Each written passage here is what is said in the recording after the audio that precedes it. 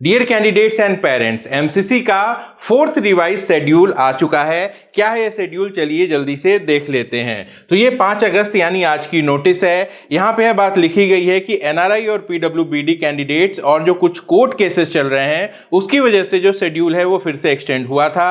अब जो बदलाव हुआ है शेड्यूल में आप वो देख लीजिए। रजिस्ट्रेशन फिर से अवेलेबल है।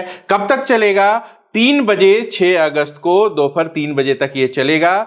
अगर फॉर्म में किसी भी तरीके की गलती हो गई है कैटेगरी सिलेक्शन में या फिर जो टाइप्स ऑफ कॉलेजेस आप सेलेक्ट करते हैं, रीसेट रजिस्ट्रेशन का आप ऑप्शन यूज कर सकते हैं 6 अगस्त को दोपहर 12 बजे तक।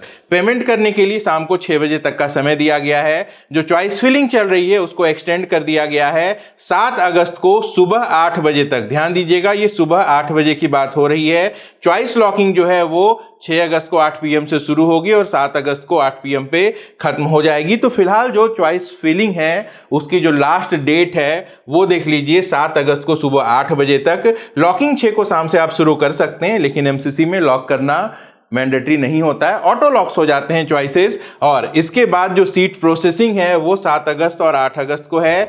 रिजल्ट जो है वो आपको 9 अगस्त को आएगा और रिपोर्टिंग देखिए 9 अगस्त से लेके 18 अगस्त तक कर दी गई है। तो ओवरऑल जो शेड्यूल है आगे के राउंड का भी वो शिफ्ट हो चुका है। अनफॉर्चुनेटली कई सारे स्टेट्स ऐसे हैं जो एमसीसी के शेड्यूल को फॉलो नहीं कर रहे हैं। उन्होंने या तो अपने रिजल्ट निकाल दिए हैं या फिर चॉइस फिलिंग बंद कर दी है, जबकि as per norms, as per rules, as per central guideline ये होना चाहिए कि जब तक एमसीसी का रिजल्ट नहीं आ जाता है तब तक स्टेट काउंसलिंग में जो चॉइस फिलिंग है वो ओपन होनी चाहिए। अगर ऐसा नहीं होता है तो जो मेरिट है वो हाई चली जाती है। हाई रैंक वाले जो कैंडिडेट हैं उनको 2 ऑप्शन मिलेंगे और जो उनके बाद वाले कैंडिडेट हैं उनको शायद एक भी ऑप्शन नहीं मिलेगा। तो दुर्भाग्य से बिल्कुल ही अनबैलेंस्ड, अनएथिकल काउंसलिंग इस समय हमें इंडिया में दिखाई दे रही है। तो ये जो नया शेड्यूल है ये आप ध्यान में रखिएगा, क्योंकि सुबह में यहाँ पे जो चॉइस फिल करने की लास्ट डेट है वो 8 AM रखी गई है। तो आप मान के चलिए कि 7 अगस्त को शाम तक जो प्रोविजनल रिजल्ट है वो आ सकता है। 7 को नहीं तो 8 को जरूर आ जाएगा और जो फाइनल रिजल्ट है उसके लिए जो डेट है